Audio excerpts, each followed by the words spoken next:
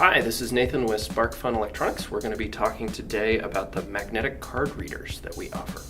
There's two types of card readers. There's the basic card reader that reads cards, and then we also offer the card reader writer, and you can see it's quite a bit larger and has a big magnetic coil built in there so that you can actually write to the cards.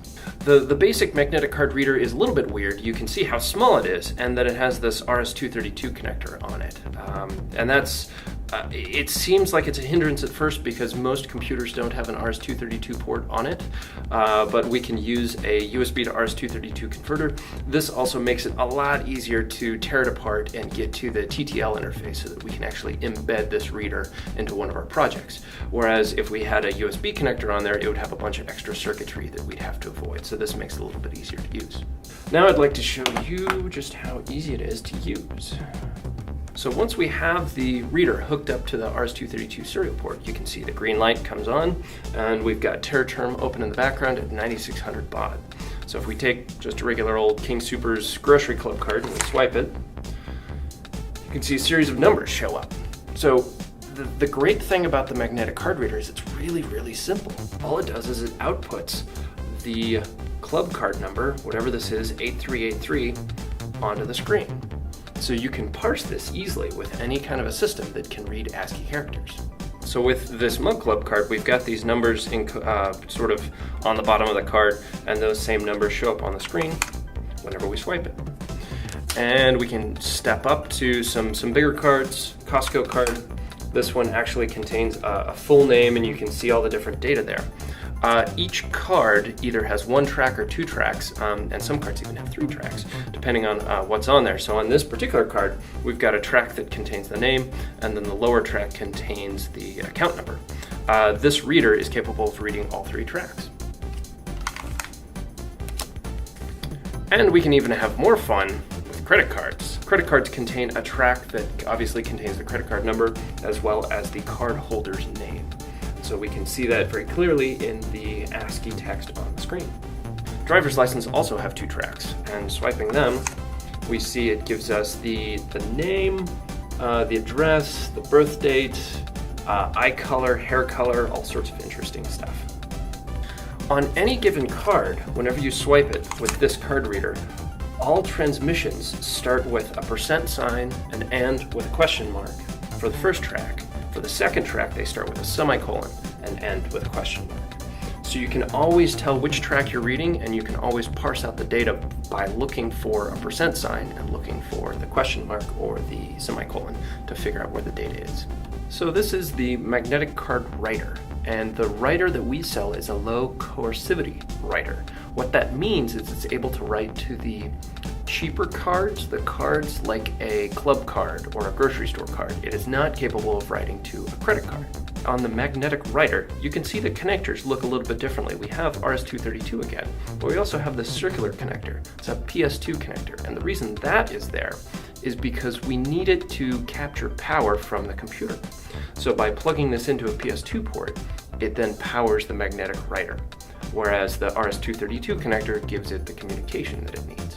On this particular laptop, we don't have a PS2 connector, and so we're going to have to find an interesting way of hooking it up. In this particular case, we found what's called a KVM switch, keyboard video monitor switch, and we are going to use power from it. And you can see the unit is now powered. KVM keyboard video mouse, keyboard video mouse. The magnetic card writer also obviously acts as a reader and outputs serial information to the terminal window.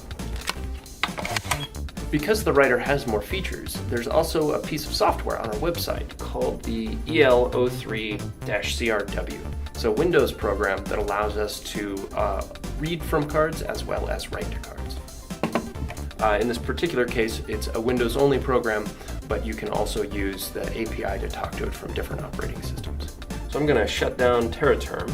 So this is the demo software that the company that makes the writer has produced. And you simply connect to it, swipe a card, and it will tell you what's on track 1 and what's on track 2. In this particular case, it is a grocery club card, and it gives us the club card account number. On a driver's license, it parses track 1 and track 2, so it's a little bit more readable than in a terminal program. In this case, it's Chris Rojas. So this is a Safeway Club card. So you would use this inside the grocery store to get discounts on food. However, they connect your personal information to what you purchase. And that may or may not be a good thing depending on your privacy levels. So let's go ahead and swipe this. So on this particular card, you can see the last 4 digits are 6796, and on the screen, 6796.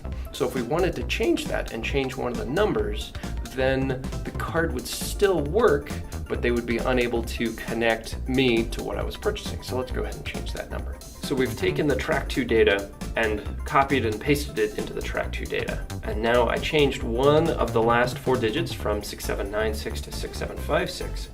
And we're going to click on the right button. Swipe the card again. It gives us the OK, reads back the data, and sure enough, it's changed to 6756. So now when we go into the grocery store and use this card, it will still give us the discount, but it will say, thank you, mystery shopper. It won't know who's actually shopping, so we can protect some of our personal information that way. Now again, this is a low coercivity writer, so we can't change things like identification cards that have the higher coercivity strip on the back of the card. So we can read the data, but we're unable to write or change the data. So at SparkFun, we also sell the blank low coercivity cards. So this would be useful for writing some sort of data to the card. So from the writer, we can type in any kind of alphanumeric string that we want to put onto the card. We could use this as an entry system. We could use this as a checkout system. We could use this for any kind of identification purposes. So these are pretty cheap and easy to write to, and we can record whatever we want to it. This is now a copy of my Safeway card with the number changed.